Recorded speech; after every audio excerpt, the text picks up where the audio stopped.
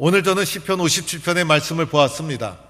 시편 57편 말씀 마지막 부분에 가보면 7절에 하나님이여 내 마음이 확정되었고 내 마음이 확정되었사오니 라고 찬양하는 것을 보게 됩니다. 내 마음이 확정되었다고 하나님께 찬양하고 내 마음이 확정되었다고 아주 고백하는 장면인 것입니다.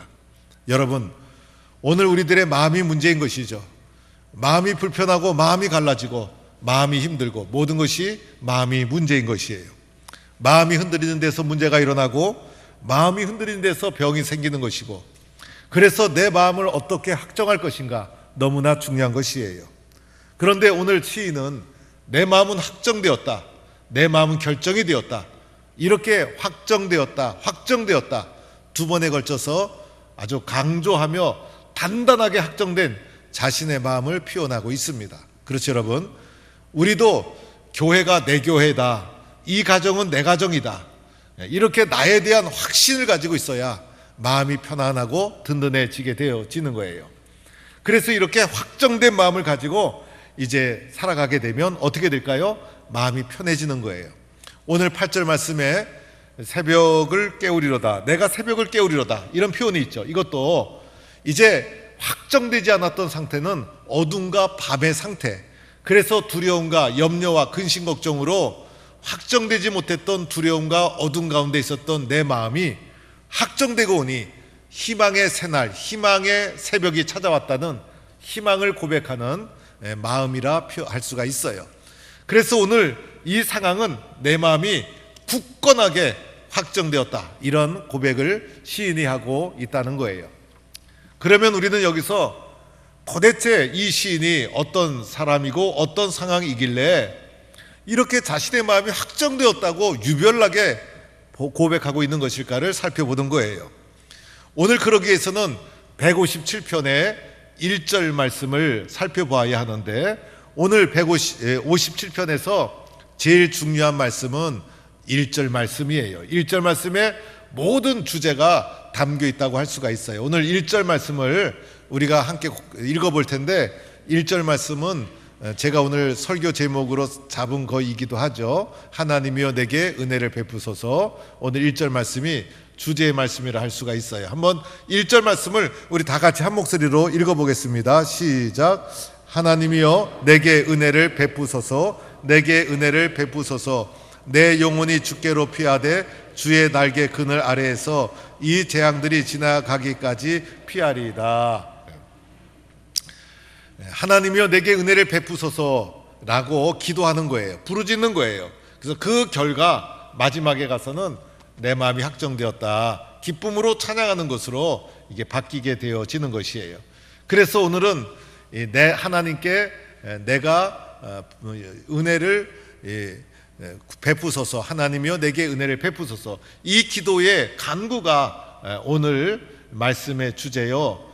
또 여러분, 오늘 말씀 가슴 속에는 하나님이여 내게 은혜를 베푸소서, 이 말씀을 가슴에 딱 새기시고 오늘 돌아가시면 되겠어요.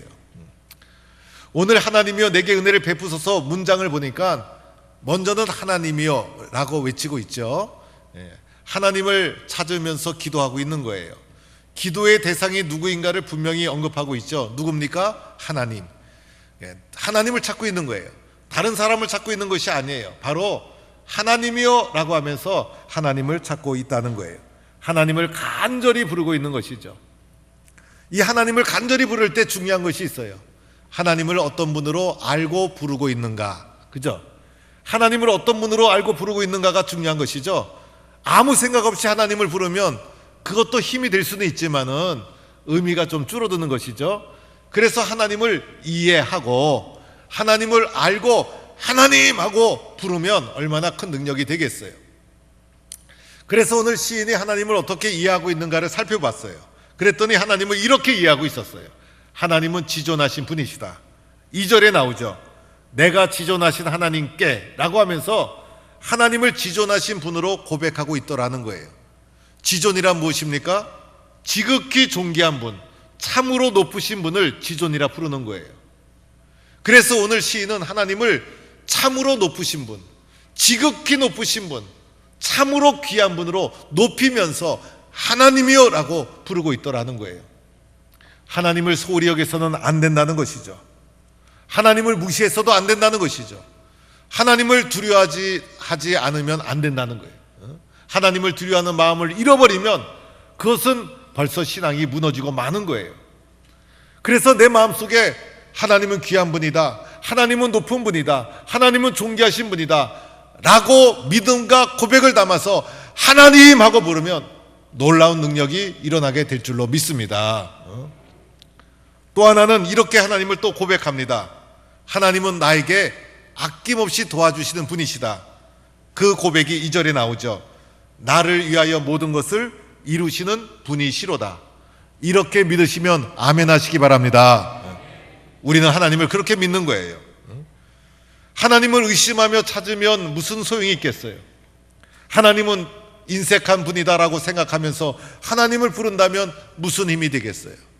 하나님을 찾을 때 우리의 마음속에 하나님은 나를 사랑하시는 분이야, 하나님은 나에게 아낌없이 주시는 분이야, 하나님은 나에게 풍성한 분이시야, 이런 믿음을 가지고 하나님 하고 부르면 놀라운 능력과 힘이 일어나게 될 줄로 믿습니다. 이렇게 하나님을 찾고 있었던 거예요. 또는 하나님을 이렇게도 고백합니다. 하나님은 인자와 진리로 나를 인도하신다. 3절에 나오죠. 하나님이 그의 인자와 진리를 보내시리로다. 하나님은요, 사랑이 끝이 없으신 분이시고 하나님은 나를 진리로 인도해 주시는 분. 그래서 하나님의 인도를 받으면 우리는 의의 길로 걸어가게 되고 진리의 길로 걸어가게 되고 바른 길로 걸어가게 되고 사랑의 길을 걸어가게 되고, 하나님은 나를 악한 길로, 하나님은 나를 사악한 길로 인도하는 분이 아니라는 거예요. 이렇게 믿고 하나님 하고 찾으면 그 고백과 부르짖음이 얼마나 큰 힘이 되어지겠습니까? 그래서 우리는 하나님을 자주 찾아야 돼요. 하나님을 자주 불러야 되고, 그럴 때 두려움도 사라지고 불안도 사라지고, 이런 믿음의 고백을 담아서 하나님 부르는 순간 염려, 근심, 걱정 사라지고 하나님이 주시는 충만한 자신감, 든든한 마음, 풍성한 마음이 우리 마음속에 넘치게 될 줄로 믿습니다. 이렇게 하나님을 찾는 우리 동부의 성도가 되기를 축원합니다. 하나님이여 내게라고 얘기했죠. 하나님을 누가 찾습니까? 바로 내가 찾는 거예요. 다른 사람이 하나님을 이렇게 찾는 것이 아니라 내가 이렇게 하나님을 찾는데, 오늘 본문에서 말하는 내가는 도대체 누굴까라고 살펴보았어요. 오늘 시편 57편 1절 위에 보면 가로 열고 가로 닫고, 어떤 책에는 파란 글씨로, 어떤 책에는 빨간 글씨로 쓰여져 있는 글을 찾아보니까 이런 말씀이 있어요. 다윗의 믹담시. 믹담시라는 것은 일반적으로 통용이 되었던 시라는 표현도 되는데 정확한 해석은 잘 몰라요. 그런데 분명한 것은 시편 57편을 지은 사람이 누굽니까? 아, 다윗이었구나 라는 것을 알게 되죠. 그래서 하나님이여 내게 할 때 이 내게는 다윗 자신을 가리키는 거구나. 다윗이 이렇게 하나님을 부르짖고 찾고 있구나. 그런데 다윗이 도대체 어떤 상황이길래 이렇게 절실하게 하나님을 찾는 것일까라고 찾아보았더니 이렇게 설명되어 있어요. 다윗이 사울을 피하여 굴에 있을 때에, 사울 왕이 다윗을 죽이려고 추적을 했는데 다윗이 도망가다 어느 굴 속에 깊이 숨었는데 우연히 마침 그때 사울과 그의 정예부대가 굴 입구에 진을 치고 있었던 거예요. 다윗이 그 굴 속에서 발견돼서 죽던지 아니면 도망쳐야 되는데 도망칠 구멍이 없고, 그리고 굴 속에 숨어서 이제 사울이 모르고 지나가기만을 기다릴 운명에 자기 자신을 맡길 수밖에 없는 절박한 상황이 오늘 다윗의 상황이었고, 이런 상황 속에서 다윗이 하나님이여 내게라고 부르짖고 있구나라는 것을 알게 됩니다. 그래서 오늘 다윗이 자신이 처한 상황을 이렇게 표현을 합니다. 1절에 보니까 이 재앙들이, 재앙을 당했다는 거예요. 재앙이라는 것은요, 파괴라는 뜻도 있어요. 그래서 나의 힘과 능력으로는 도무지 이겨나갈 수 없는 재앙이 자신의 삶 속에 밀려왔던 거예요. 또 이렇게도 표현을 합니다. 3절에 나를 삼키려는 자의 비방, 세상에 온갖 비방을 다 당하게 되는데 그 비방이 삼키려는 비방이에요. 나를 죽이려는 비방, 그런 비방의 한가운데 내몰리게 되었다는 거예요. 4절에는 또 이렇게도 표현합니다. 내 영혼이 사자들 가운데 살며, 여러분 사자들이 으르렁거리는 가운데 다윗이 서 있다는 거예요. 이 사자는요, 그 발톱이 무시무시하고 이빨도 한번 깨물면 뼈를 삼켜버리고, 그 다음에 300kg가 넘는 큰 덩치의 근육질의 이 사자가 덮쳐버리면 이길 자가 어디에 있겠습니까?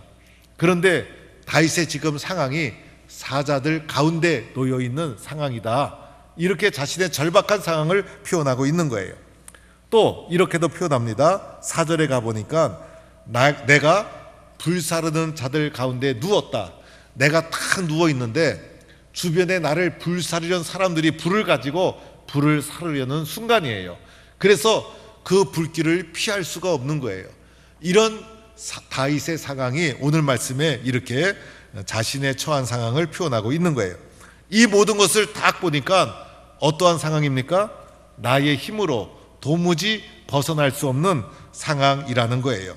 아무리 능력이 있어도 소용없고, 지식이 있어도 소용없고, 권력이 있어도 소용없고, 군대가 있어도 소용없고, 아무것도 세상 것이 통하지 않는 상황. 그래서 이런 상황 속에서 하나님 없는 사람은 어떻게 될까? 절망의 나락에 떨어지지만은 다윗에게는 누가 있었어요? 하나님이 계셨어요. 그래서 하나님에 대한 고백을 듬뿍 담아서 하나님이여 내게, 그리고 마지막에 간구한 것이 있죠. 은혜를 주옵소서. 은혜를 구하고 있었다는 거예요. 여러분, 우리에게 필요한 것이 뭘까요? 하나님의 은혜.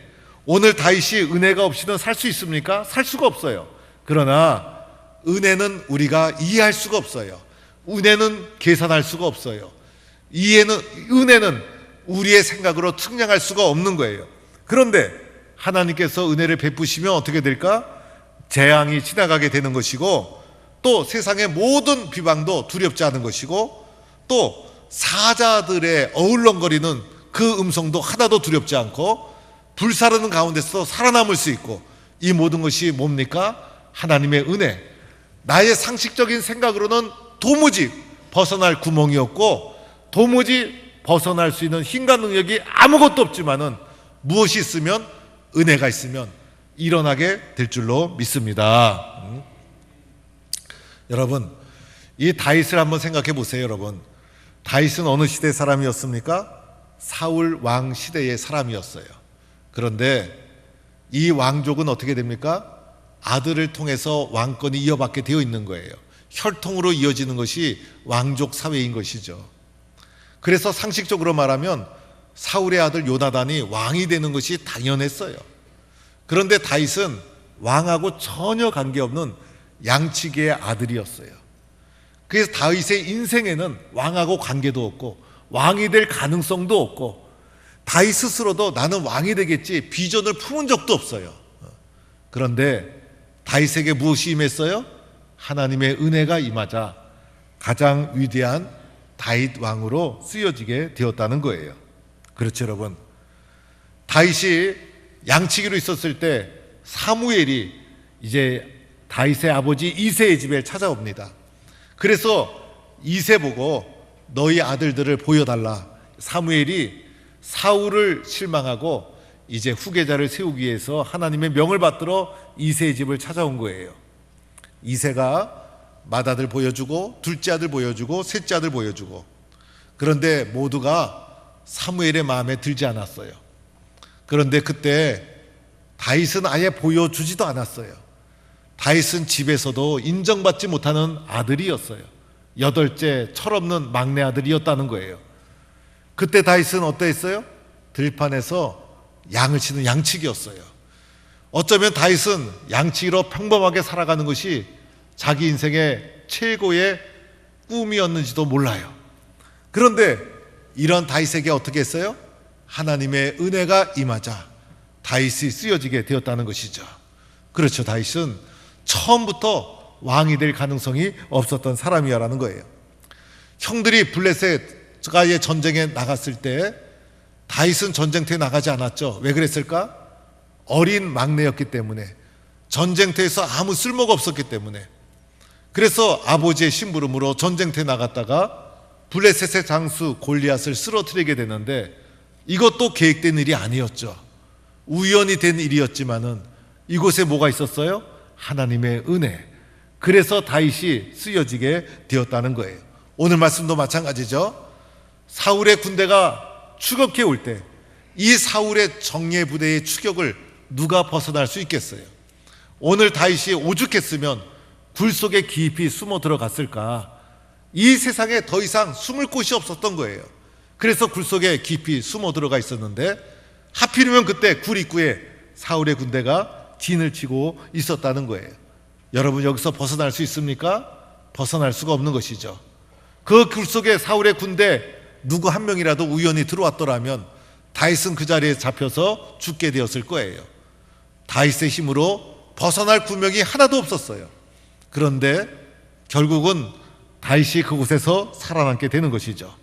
자기가 할 수 없었지만은 누가 하셨어요? 하나님이 하신 거예요.